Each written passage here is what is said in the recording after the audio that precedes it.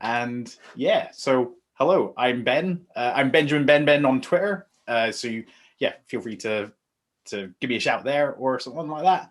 I also put my GitHub handle here so you can see some of the stuff that I've been working on outside of work and like the kind of projects I do. So feel free to check those out and pay me about them. I'm really happy to say we've got obligatory, we're hiring as well. So if you go to oxbotica.com, and I'm going to show you some of the stuff that we do, there's our careers page here. You go down, there's a picture of me with a beard, and there's a picture of me waving. So just scroll past those. And then down here, we've got, we're looking for web developer front end. So this just got posted a couple of days ago. We're looking for like TypeScript, React developers. So if you like the kind of stuff that I'm talking about tonight and you know someone who might be interested or you're interested, point in my direction, and I'd love to have a chat. I wanted to kind of start this off by saying happy International Women's Day. That's kind of cool. And yeah, I'm lucky enough to work with some amazing women on our team. So that's, yeah, I'm pretty happy about that. So yeah, what was I going to say? So yeah, I've actually got a slide for this. So yeah, I would really love to answer any questions. So yeah, give me a shout in the chat. I can answer them later, or tweet me on Benjamin Ben later if you want, or email me. I also do this thing called Remote Hack Space. So we get together every month. And if you want to come there and have a chat, that also works. There is one thing like, so I'm going to be talking about like JavaScript web stuff, and I can totally answer questions about that. But when it comes to like the larger autonomous vehicles, should I put a LiDAR on my car? I don't really know that stuff so well. So I'm more in the kind of like the web tool side of stuff. So just to kind of like let you know that. As I mentioned to Joe, I'm currently in Dublin at the moment, but I work in Oxford. So previous lockdown, I was back and forth quite a lot, but I don't really have much reason to go to Oxford these days. So yeah, I'm kind of working remotely like everyone else. So yeah, it's been a bit of an interesting time to get to know Dublin, getting to know it's like bars that are now closed, it's music venues that aren't running, all that kind of cool, fun stuff. When I'm in Oxford, I work at a company called Oxbotica. So what we do is we build software and systems for autonomous vehicles. This is one of our vehicles. This one's a car, and we've got this tagline of universal autonomy. And what that means, this is kind of going to come around to the point here. What that means is we write systems that are independent of the hardware that they're running on, right? Like, so this is the best way to explain this for me is this is a fleet of vehicles that were driving around London a couple of summers ago. All these were driving in full autonomy in a very busy street environment. And then a few days later, the exact same software is driving an entirely different type of vehicle. So like an off-road vehicle. And instead of avoiding buses and pedestrians, they're avoiding like sheep and like electrical pylons in a field. So it's like the same kind of software. You can basically plug it into stuff and it will make it drive around. That same vehicle in a different nighttime situation. This is in a German oil refinery, and it can kind of operate in the same way. So that's kind of stuff that we do at Oxbotica. What I do within that is I head up the web tools team. So what a lot of this stuff, we've got lots of live data, lots of stuff being gathered, and we create tools to let you interrogate that and visualize it and stuff like that. So yeah, that's the kind of stuff we do. So this is a close-up of one of our cars. You can see we've got some sensors on this. Like, so this pointy thing here is a radar. So it's kind of got a thing spinning around, sending radio waves out, and getting reflections in. This over here is a camera pointing off to the right-hand side. There's a few cameras on the front here that you can't see, and there's a few cameras on the back as well, because this is like one of our dev machines. So we kind of have a lot of different sensor types on it. But these two kind of sparkly ones are kind of interesting. That's what I was going to talk about more today. Those are kind of cool because inside them they've got lasers that spin out and spin around and kind of sense information about the environment. these sensors are called LIDAR sensors, and that stands for LIDAR, laser imaging detection and ranging. So in the same way as radar is for radio waves, LIDAR is lasers. And like, so LIDAR as a kind of technique has some pretty cool properties in that, like compared to radars, it's super fast, it's very precise, and yeah, you can also, there's a lot of different properties about it. Like, so one of the cool things is 2 LiDAR units can be codified so that they don't interrupt each other. So you don't get echoes from different LiDAR units running on the same vehicle, which is really useful for cars in autonomy together. So that kind of thing.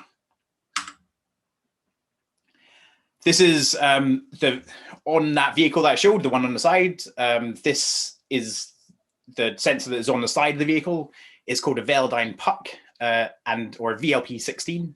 And as you can see, it fits in your hand like that size. And yeah, and that's what it looks like. It's kind of got this shiny coating outside. You can go online, you can get all the data sheets for this. So you can find out all the sizes, so you can bolt it to whatever you want to bolt it to. And yeah, this will kind of give you the exact kind of reference data sheet here. From this blog called Tech Insights, this is a teardown image of that sensor. And you can see here, basically down this side here, you've got these 16 different lasers. And what those do is they fire out a beam. It comes out through this left eye, and then bounces off something, bounces back in, and then gets picked up by this sensor here. And that's that happens very quickly. And as you can see here as well, this spins around, so it's able to kind of like freely spin within its housing. So what's happening is it's sitting in its little house, spinning around, firing lasers, and timing when it comes back. But the thing I like about this screenshot is just like how kind of cute it looks, right? Like it's like these little eyes, a little mouth here. It's kind of like adorable, I think. So what you're doing is you're firing a laser at something, it's bouncing off it, reflecting back, and you're sensing that. So the 2 things that you can find out from that, from like looking at your sensor, is first of all the time of flight, so the time it took to bounce back and return, and the intensity when it bounced back, so how bright it was at that moment. And so the time of flight gives you the distance, how long it takes, and the intensity gives you how reflective that object is. So if you fire it, if you get a bounce back from a traffic sign or something like that, it's likely to be very high intensity bounce back because that's a reflective material. Whereas if you were to hit it into maybe a bit of wood, then that might absorb that laser more and not bounce back so much. So those are the 2 kind of data points that you get from this thing that's spinning around. So if you imagine one of these things and it's just like sitting on your desk, how do you communicate with it, right? Like, so there's nothing really kind of like magical about this. So basically what you do is you just like plug it into a router or something like that. You like, it's got a Cat5 cable, I think. And you can just like connect it into your network, and then it's got an IP address and you can send it messages. It's kind of like a printer or something like that, just like sits there. So what you do is you send it a configuration message, so a little payload. You send it as I can't think, a UDP packet, and then that payload will contain how fast you want it to spin around, how many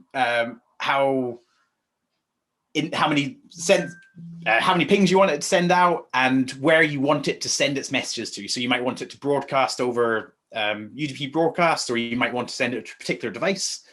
And then what it's going to do is it's going to start spinning, fire out some lasers, and start spamming whoever you told it to spam with data, right? Like, so it's just going to just start sending stuff out.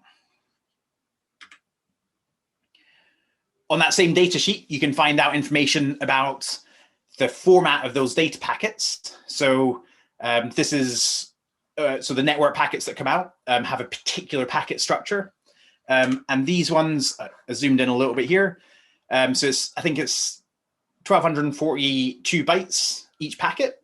And that has some information like header and trailer that give you kind of meta information about it. And then each of these blocks encode a particular slice of that sensor data. And then you've also got the azimuth here, which is the spinny roundiness kind of thing. And so, yeah, you can look up this data sheet. You can find out the kind of structure of the packet. And what I really like about this is we're talking about LIDAR and kind of like live sensors, but this same thing applies for any kind of binary data. Like you can generally find a data sheet that describes it and work out how to kind of like pull it apart or something like that. So yeah, it's kind of cool. Right, so what you'd usually do is you'd have some kind of executable that you'd start, and it would tell the sensors to send it information. And then with that information, it would work out where it was, it would work out where it wants to be, and it would work out where it wants to be, and it would work out what to do next. So basically, yeah, this is kind of like a basic view on what we do. It's a bit oversimplified of what we do, but it kind of gives the right idea. Another thing you can do is using a tool called TCP Dump. So you may have heard of this and come across this elsewhere, or I don't know if people have used Wireshark before. So this allows you to kind of like track network packets and like look at what's happening on your network and pipe that to a file. So we're able to kind of take those network packets and just like send them to this PCAP file, which is a particular format which kind of serializes them and their timestamps. And this is really handy for looking over past data. And it's a kind of, and replaying stuff. And another thing that's really handy is like, you can use it for all sorts of things. So you could use it to see how your HTTP requests to your server are being handled and stuff like that. So it's kind of cool format. So I've given you all the background of autonomous vehicles and sensors and stuff like that. And that allows me to tell you what I'm going to talk about today. And what that is going to be is taking this raw LIDAR data. So what we're going to do is we're going to take data from one of these PCAP files, so something that's been kind of captured a while back, and we're going to see how we can decode and visualize that in a web browser. So that's what I'm going to cover today. Something I kind of feel like I should say before we move on is like, we don't actually at Oxbotica drive our cars with JavaScript. I think we could, but we don't.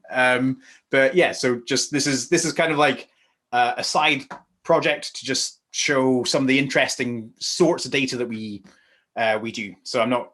This isn't necessarily like a day-to-day tool or anything like that, or even a tool. It's like just a kind of a little demonstration app that I'm going to show. Cool. So what we got is a live demo, and I've tried this a few times now, and it seems to usually work, but there's a chance it might not work. So just to let you know, there is a kind of awkward backup, but hopefully we won't have to do that. Cool. So yeah, what we're going to do is I am going to share another screen. So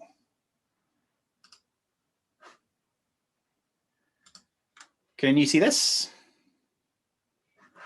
Cool. I'm going to just rearrange these a little bit. Right, okay, so what we've got here is we've got VS Code on the left, and a web browser on the right. So this is just some HTML here. What I'm going to do is I'm going to run a dev server on this machine. So I can do npm start. And this is using Snowpack, which is kind of like Webpack, apart from it utilizes ES modules a bit more. This is, if you're into this kind of stuff, Snowpack is very cool. It's really interesting. I'm going to close that for now. So what we can see is if I uncomment this and save it, this updates. And I can add some exclamation marks here. And that's all cool. So what is cool about this is, although these files look like they're on my local machine, it looks like it's VS Code just running on in my projects directory. This is actually all running within an EC2 instance in a data center. So this terminal here is actually running in my local data center or whoever it is, and I can do all this kind of stuff with it. So what that means is that you should be able to access the dev server too. So I've got this URL here, which you can see the same content. I'm going to shove this in the chat. And what would be cool is, like, if you open that up as a side window, or if you open it on your phone or something like that, because there's a few kind of things later on that will be kind of interesting for that. Is that working for people? Cool, I've got a nod and a thumbs up, cool. And then you should see, if I take off the exclamation marks, that should update in your browser. And a thumbs up, thanks, Matt. Cool stuff. Right. So I'm gonna. Okay, cool. So we've got a dev server, Snowpack. We've got the live demo here, and yeah, just as I say, switch it to another device. Like, this kind of gets a bit more interesting down the line to have it on like phones and stuff like that. So yeah, if you can do that. Cool. So the first thing we're going to look at is data, right? Like, so I mentioned about that raw packet structure that we've got, and we're going to look at how we can kind of like think of data that's, think of binary data and visualize it. So what we've got here is, I'm going to remove this. This is a web page because we don't need that. And we've got this script here. So this is being transcoded on the fly. So if I go index.js, we're doing console log here. If I do an alert, you should see an alert on your devices, which is, yeah, kind of cool JavaScript stuff. Cool. So the first thing we're going to do is we're going to create, I've got some notes here. Where are we? Cool. So what we're going to do is we're going to create some binary data. So const u8, u8 int array equals uint8 array from length 255. Oh, 355.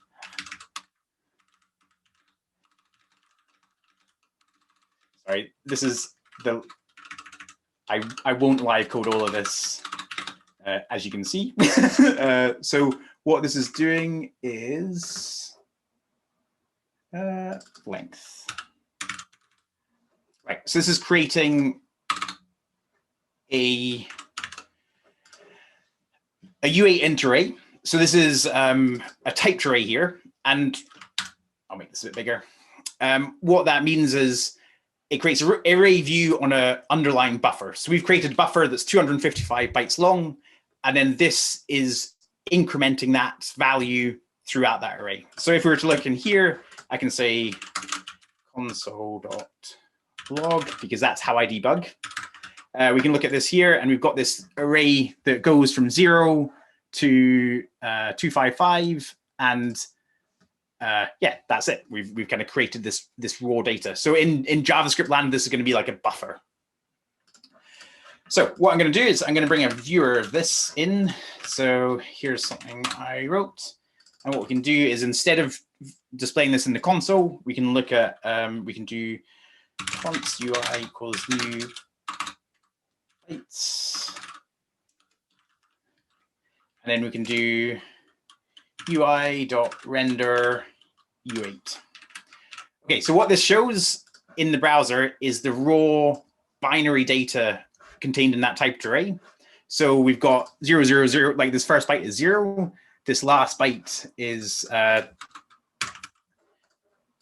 1, 1, 1, 1. So that's like OXFF.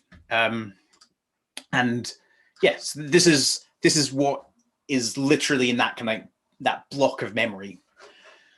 It's a bit hard for us as humans to kind of understand this. So there's a couple of things that we do and you might recognize. One is to use hex decimal notation.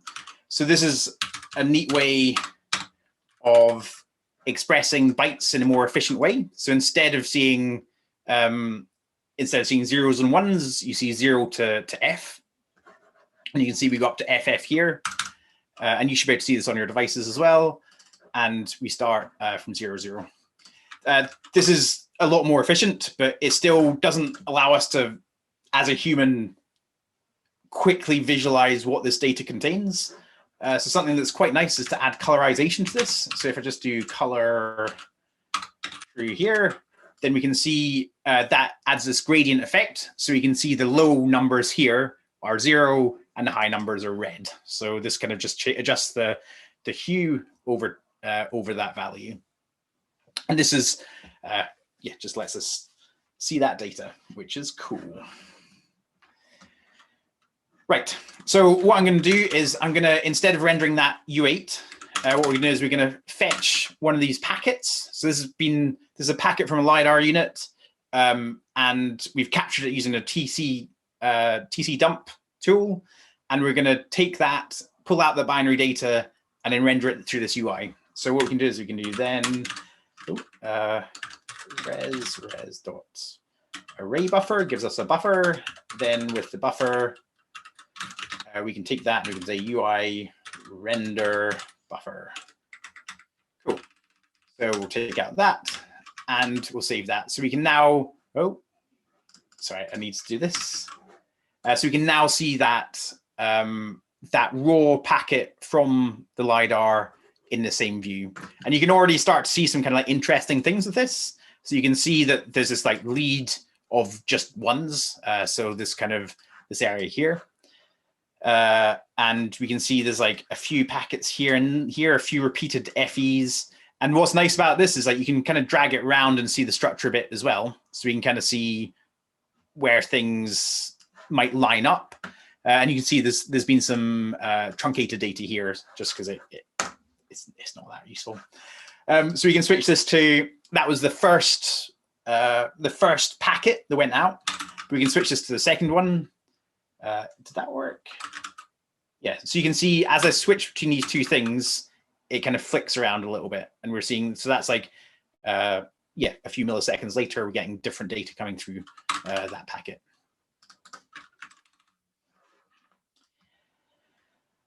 That's kind of cool. So the other thing, which, right, so we can see that, but it's a bit manual to be able to switch between these things. So what we can actually do is, this is going to be quite a big jump, but we can render, we can use a PCAP helper. So what this does, this is something I kind of like wrote. And what this is going to do is it's going to take, instead of rendering this particular packet one at a time, it's going to pull in a 0.5 megabyte PCAP file. And then internally, that's going to emit that as individual bits of data in the same time that it usually occurs. So I think this should work. So what we're seeing here is you can see that it's kind of like, it's more alive now. And we've got this thing up at the top, which allows you to pause time. So you can kind of see this. But actually what I'm going to do is I'm going to slow this down a little bit to thousandths of the speed. So, so what we can see is we can kind of see this data in a kind of dynamic way now. So, and this, maybe that's a bit too slow. So now we can see a bit more of the structure emerging of this as well. So you can see these bytes at the beginning are pretty standard and that are pretty consistent. And that's because it's a UDP header. So it's just standard across all packets. We've got some kind of configuration data here. Actually, maybe all this is that. And you can kind of get a bit more of a feel for some of these messages have more data in it than others. And yeah, hopefully you can kind of see that on your own devices as you play around with it and stuff like that. So yeah, we're starting to get like a bit more of a feel for the data. there's a bit, I don't know if many of you have looked into this, but this is using streaming APIs. So the web streaming API is like super powerful for this kind of stuff. So I'll show you the implementation of this. This basically, oh, actually, maybe it's not a very nice implementation. This basically creates a readable stream of bytes. And you can, when you pause it, you're pausing that readable stream. And this means two things. Like, so if you've got like a 500 megabyte file, you can start decoding it as those first bytes come in. And you can also reject it as you want as well. So it's like, it gives you some like really cool options for handling larger files in the browser. Cool. What did I have next? Cool. So what we talked about there is using fetch to grab those packets. We also talked about like manipulating buffers and pulling out content from that. There's a whole world of rabbit hole with that, which is like a super cool world. So yeah, if you wanted to kind of get any questions about that, give me a shout. And we talked briefly about streaming and being able to use those APIs to gradually get data as a file is streaming over the network. Right, so we've got this data, and our next thing I was going to talk about is visualization. So what we've got here is we have, sorry, I'm just going to move a few things here. Sorry. Where did that go? Cool, yeah, so what we've done is we've just visualized the raw data without actually kind of like understanding what the structure it had. But we've got that data set. That data sheet, so we actually know which bytes can be decoded in a particular way. So I've done that here with this. Instead of the bytes, we can use this Velodyne debug viewer. And this works in the exact same way. Without this, I'll take out that, I'll take out this. So what this is going to do is it's going to take that same streaming input, but instead of displaying it as a raw bytes view, it's going to pull out what those bytes mean and show that to the screen instead. So what we can see is we're now able to kind of parse those data, those packets, and pull out the distance given from the time of flight. So this is in meters. So you can see that, yes, so there's an object that's like 7-8 meters away here. You can see some of these are 0, and what's happened there is the laser is probably just gone somewhere. Like it's not hit anything, and it's not reflected back. So it said, I don't have a distance for that. The reflectance value is kind of changing, and you can see it kind of flashing on and off. The azimuth is the turny roundiness. So you can see it's increasing over time. And it will go up to, so this is in radians of the angle around. So it will go up to like 6 and a bit, and then it will reset as it kind of like clips around. And then you can see, and then the last one is the elevation. So how high up and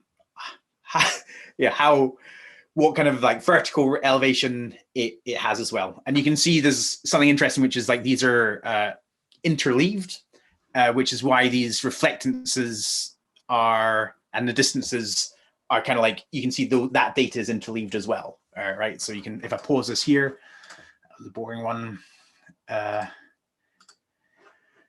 you can see it goes 3, 7, 3. So like it's the data, yeah, basically the way it returns is actually to do with the way the timing of the lasers firing. So the lasers will go like 1, 2, 3, 4, 5, 6, 7, 8, 9, 10, 11, up to 15. So that's kind of like the encoding of this packet is a kind of artifact of the physics of the lasers firing out, which is a kind of nice little thing. Yeah, so that's that. So we're able to pull out that data. We can do some kind of interesting stuff with it. So what I'm going to do is I'm going to switch this around to do a canvas, use a HTML canvas. So I don't know, maybe some people have used HTML canvas before. It's like, so this is basically a drawing API that lets you say, draw a rectangle here, a circle here, and it flushes it to some kind of graphics object. Sorry, just going to take a bit of a drink.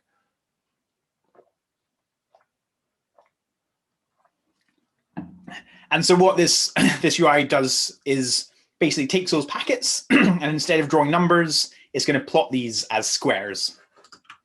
So the squares that you get here are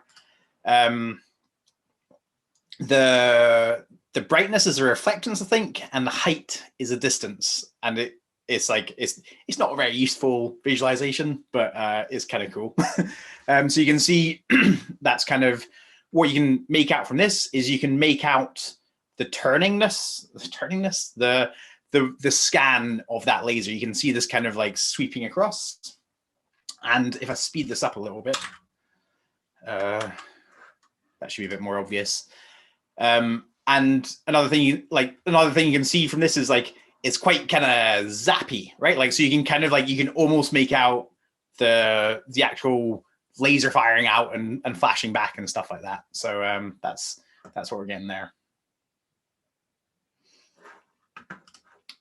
So that's using rendering a single packet to a single canvas in a one-to-one way. But what we can do is we can improve this by using a larger canvas and then rendering it to bits of that canvas. And something that's really nice about Canvas as an API is you can chuck more and more data at it, and it doesn't have an internal state to represent that. So if you had an SVG, you couldn't add millions of nodes to it, but you can draw millions of times to a canvas, and it's cool. So what we're going to do is we're going to change this to canvas wide, and that's going to do the same thing, but plotting it over time. And what we can start seeing now, just with that one change, we can start seeing more of the scene of the whole thing. So you can see there's some kind of like object here, and this gap here is probably those zeros that we store at the distance at the beginning, where we saw quite a few zeros and yeah, not many other values. What else can we see here? You can see up at the top here, we've got that green patch, and that seems like quite a highly reflective area. So you can, this area here has more kind of bounce back than the other parts. I have a feeling that, you know, like thinking about it, this might be upside down. I hadn't really thought about that, but it could be. This looks kind of like it might be a floor. So yeah, I don't know. Yeah, you can make out that kind of stuff from it. What else do we have on this? So, did I? Yeah, okay. So the last part of this was, so what we're doing is we're basically plotting, like we're taking that data, plotting it on a graph, but we're not actually kind of taking into account the physical properties of that, right? Like, so each of these points, reflectance points, has a particular distance away from the sensor and an angle in a circle as it's turning around. So what we can do is we can take this into account by making a circle around. And what this is going to do is it's going to plot those points exact same way, but instead of side on, it's going to plot them top down. So using the rotation, the azimuth, and the distance and the reflectance. So when we run that, you can start seeing this kind of sweep of data going around, right? Like, so you get more of a sense of the structure of the space, right? Like, and so you can see this is why I thought it might be upside down, which it definitely is. So these parts here are the floor. Over in the corner here, you can see there's a bit of, it looks like trees, probably bushes. There's some flat surfaces here. And yeah, this is the kind of data that we're getting. Cool. The last thing I was going to talk about, pretty much on this kind of way, was talk about graphics. So just now, what I mentioned, like Canvas, it's this API that you're able to kind of flush stuff to a kind of image style object. which is cool and powerful for some uses, but not so much for interactive stuff all the time. So a way that you can get around this is like to use something like a WebGL. Sorry, one sec. A WebGL graphics pipeline, or just a graphics pipeline actually. So how you construct one of those is, instead of drawing data directly to a screen, what you do is you take that data, you process it, you make a kind of representation of that data, and then you have another process independently that is flushing that to a screen. And this kind of separation lets you create more kind of interactive visualizations, I guess, or it allows you to do some different things. So we're going to go into some of those next. So I'm going to switch back into Canvas because the two are similar. So we've got this thing just now that it sweeps across, upside down, and possibly back to front. I'm not sure. So yeah, we've got this sweeping view, and we're drawing it straight to the canvas. But instead of that, what we can do is we can use this WebGL view.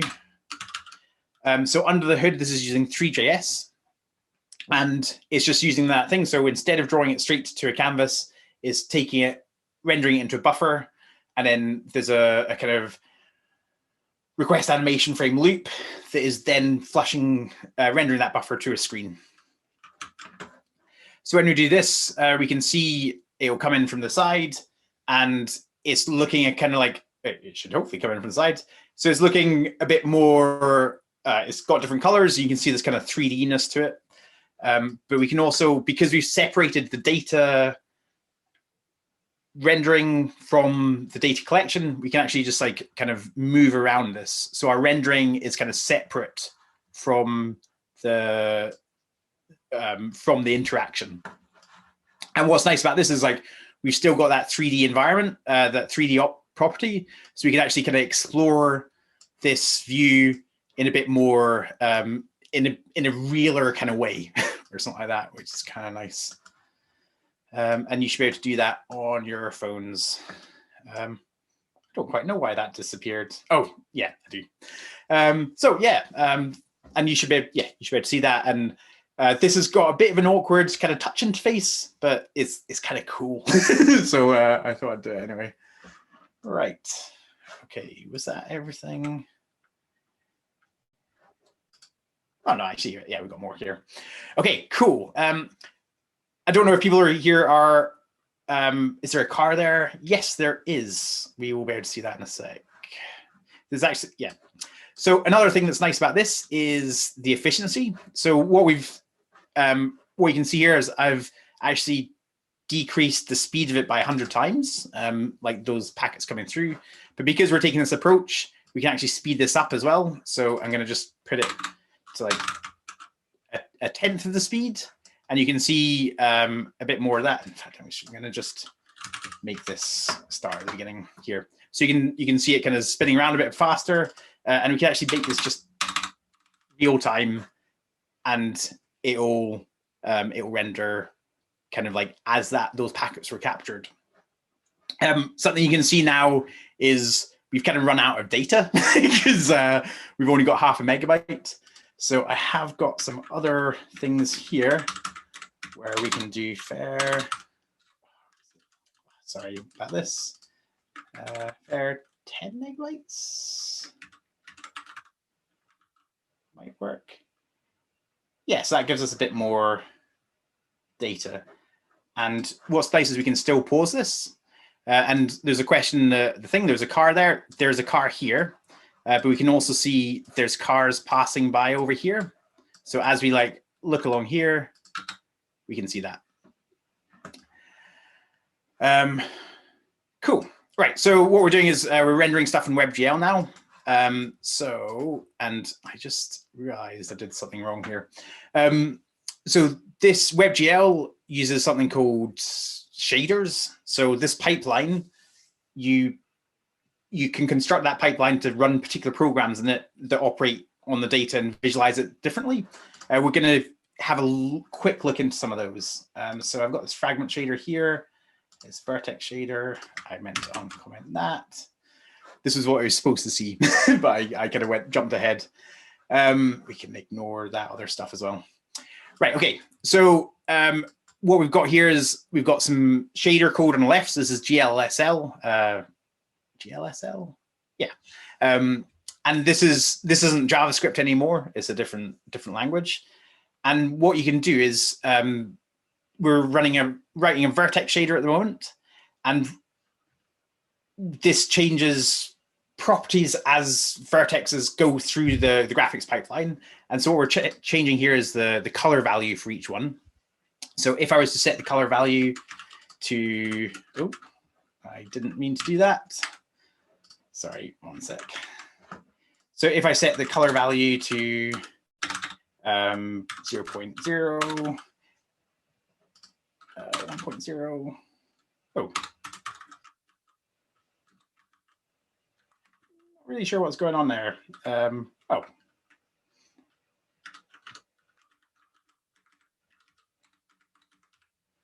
0.5. Let's try that. Ah, yeah. So it's between 0 and 1.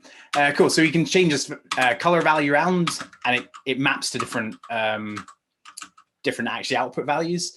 Something you can notice in this live reload, and you should be seeing this on your phone as well. The page isn't actually refreshing because we're able to update those shaders in place. So you can basically live reload on the content of the shader. So that lets us kind of get right in there and play around with stuff.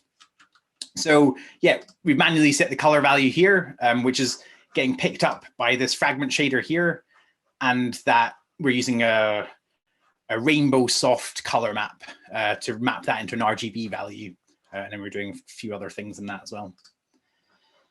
Cool. So the first thing we want to do is maybe color it by distance. So what this is going to do is it's going to color it by the length of the position away from the sensor. And it's going to scale that by 20 meters. So we can say that by 30.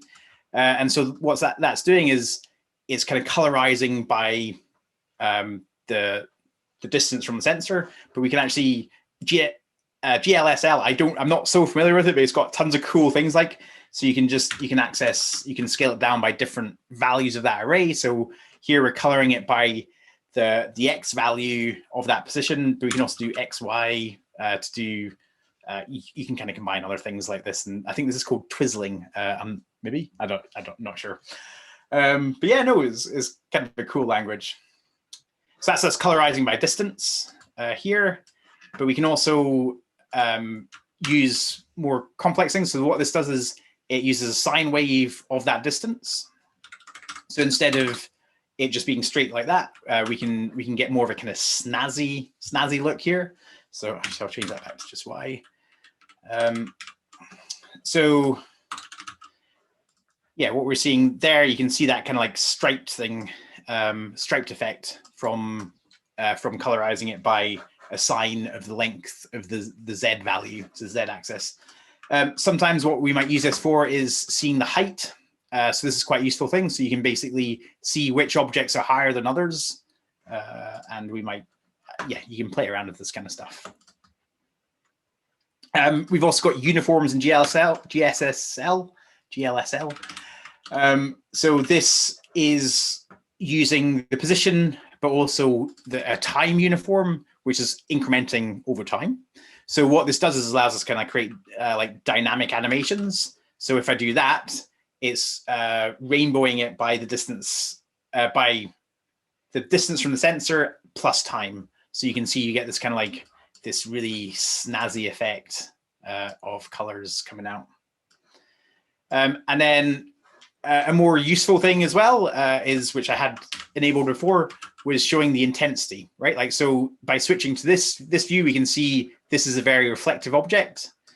If we kind of come out, we can see stuff like, what do we have here? You can see on this car, the car handle is very reflective, or more reflective than the rest of the car. You can kind of see interesting stuff like that. So you can use the same thing yeah, for kind of like exploring the data. I'm going to stick it back to the rainbow because that's the coolest. Actually, no, I'll leave it on this for now.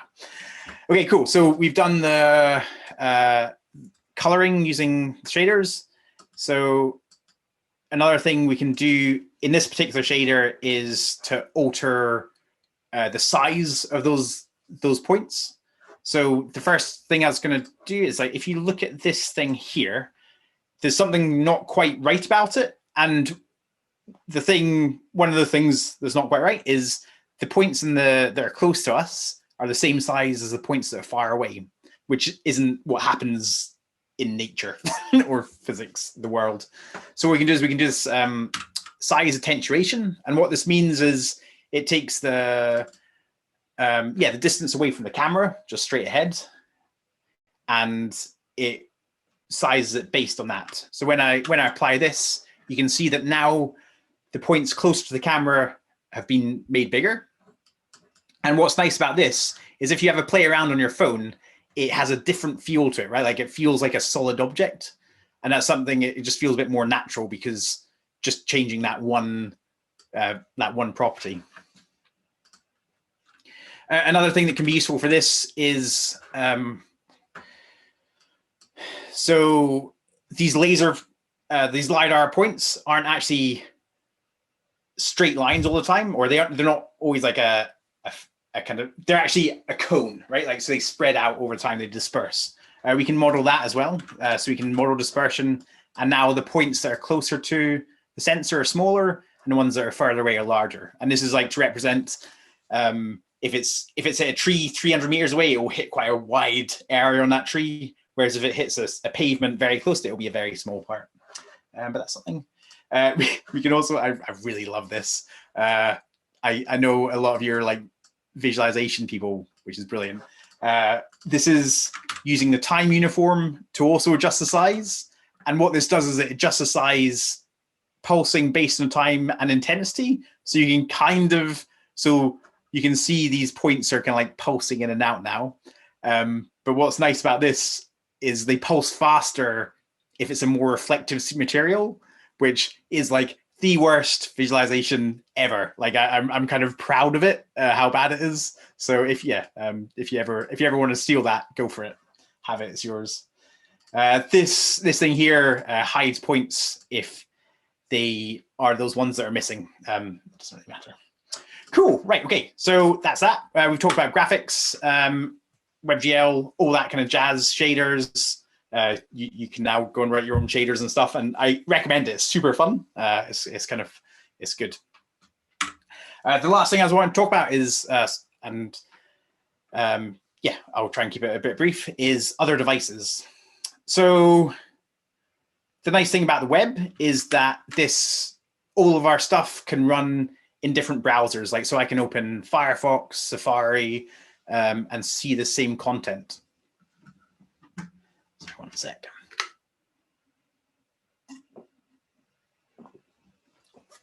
Thirsty. But what's cool these days is that the types of devices that have browsers in them are looking so different. Like we've got so many other devices that kind of available to us. And one of the devices that I really like is this, which is an Oculus Quest. So it's an Oculus Quest 1, and there's now a 2 out, which is twice as good. But this has a web browser in it. So basically, it's just a screen that you put on your face, and you can see it's got these cameras, so it knows where it is, and everything is on board. So it's basically like having a phone right up against you. I'm going to do a quick demo of this, which is sometimes doesn't work too well. So we're going to see, but it's a really kind of fun thing to see what's like. Wait one sec. Right. I'm aware that you could all be making faces at me right now, and I would not know. Right, so what I'm doing is I'm in the Chromecast at the moment. Sorry, I'm in VR at the moment. And what I'm going to do is I'm going to cast it to my computer. And then I am gonna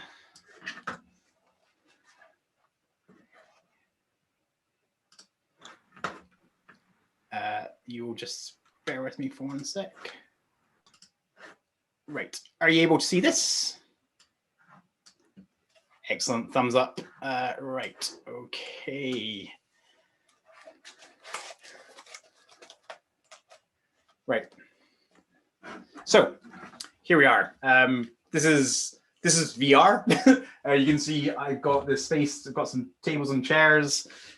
My hands. I have these controllers here, and you can see I've got like a little kind of button that I can move around.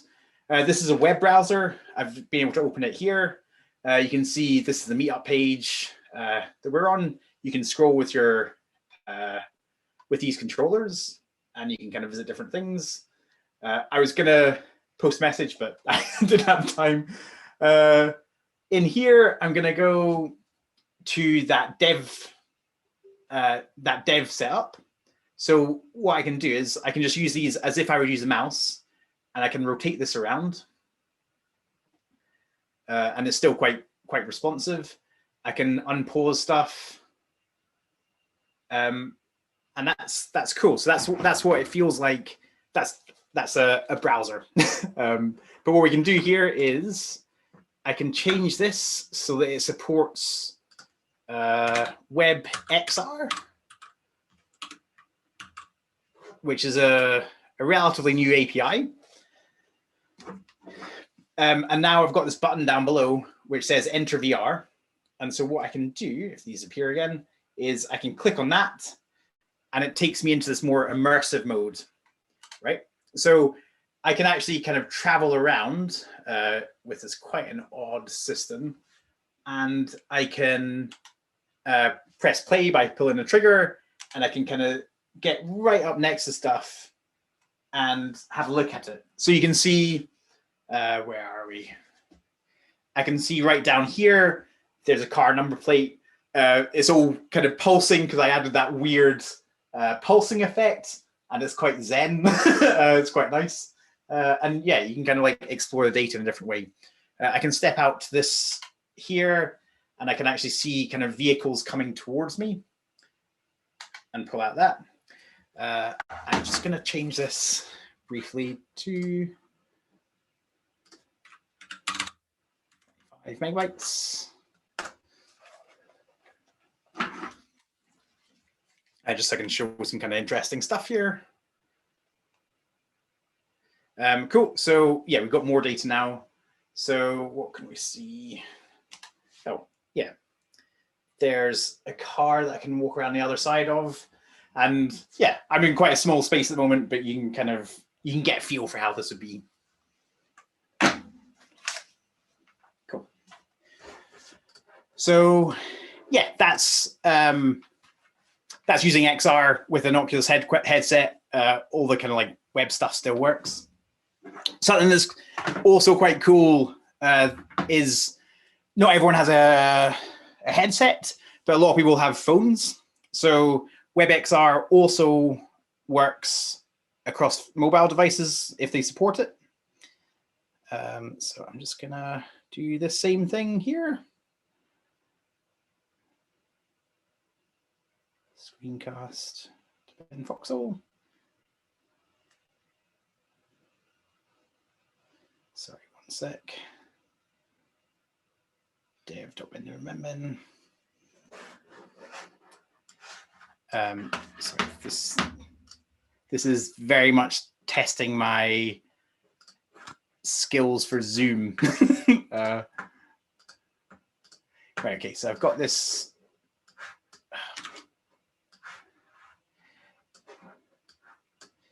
So this is running on my phone here. I need to message my friend. And you should be able to see this if you have your own devices. So you can kind of like, I can play around with this on my, just with touch interfaces. What has now appeared is this Start AR as well, stands for augmented reality. And if I press that, you're gonna see a video that's what I can see just now. But then what we've got is, oh, why is that not working? Oh, I know why it's not working, and we can actually fix that. This is super faint, but you can see we've got some sort of content here. So what I'm going to have to actually correct this slightly in this Vertex Shader. I think we need to scale this up. Right, if it's not. Does that work? Nope. They are. Oh, screw it. This is going to probably ruin it for everyone else, but I'm going to reach this point size up by quite a bit. So we're going to just, yeah, so that probably has ruined it for people at home. But you can see basically this is on my phone, and you can see we've now got that same content, and you can kind of like walk around it, right? Like, so we can actually kind of, it's very hard to actually kind of describe, but it does, it works more intuitively than it looks. But what's kind of cool about this is all of our live reloading stuff still works in the same way. So if I change the color value to be this instead, so we've got the pulsing rainbows, and we're able to see the pulsing rainbow in augmented reality as well as in kind of like regular browser stuff. And this is quite a lot of fun. I'm going to change that scale down so it should. Yeah, so we're able to get that. I'll put that back to normal again. Cool, right. So yeah, that's us kind of like covered. This WebXR API allows us to target different types of devices, and all our kind of like dev tooling still works. Virtual reality and augmented reality, super cool in environments we're using. So what we covered is like pulling in data, accessing all that, drawing stuff to canvases, using Webgl to kind of accelerate some things, and then extending into different types of devices.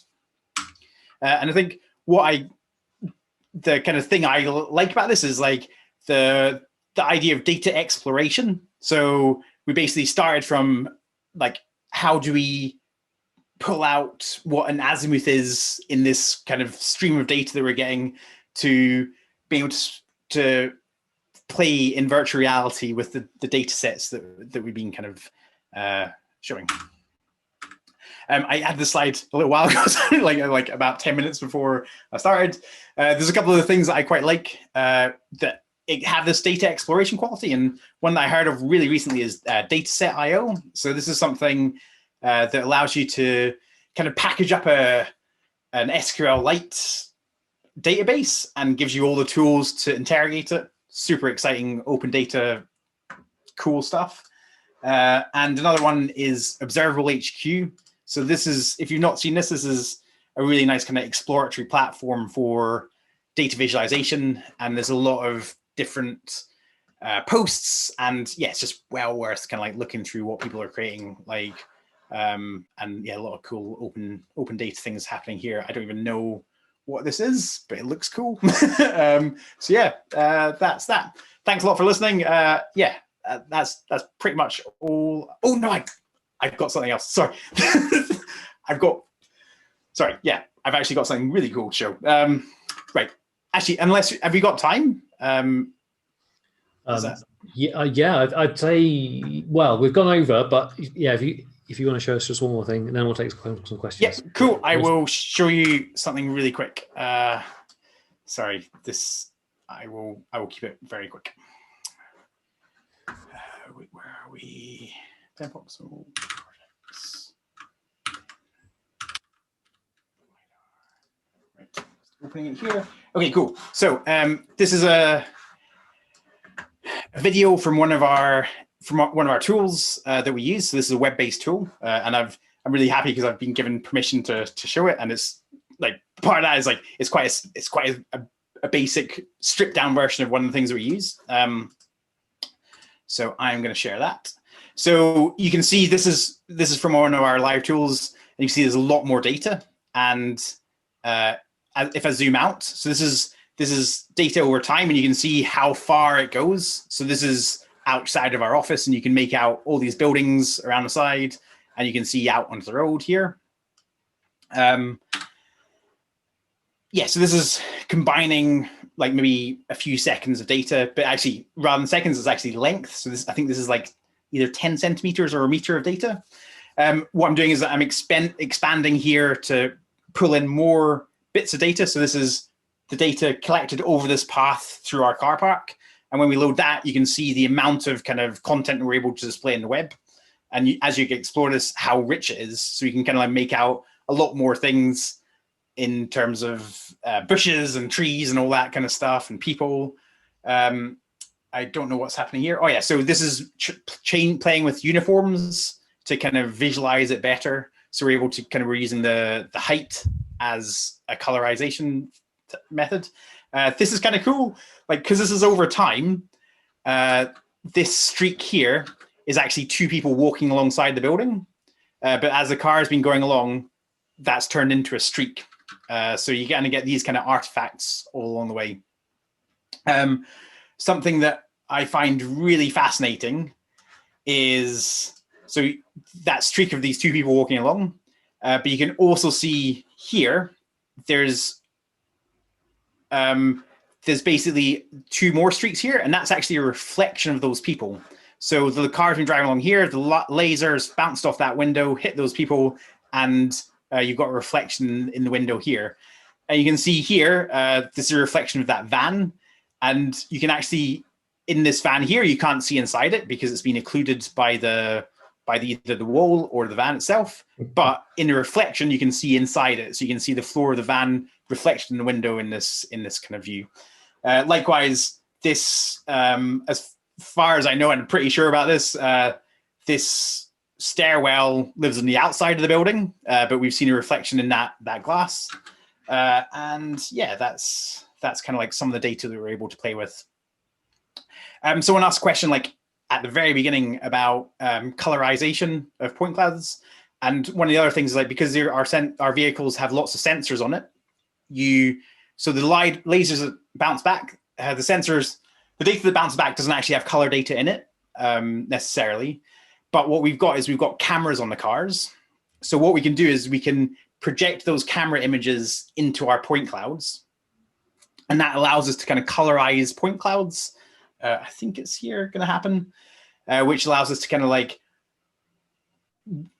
estimate what color a particular point would be. So this is basically projecting a 2D image into a 3D space.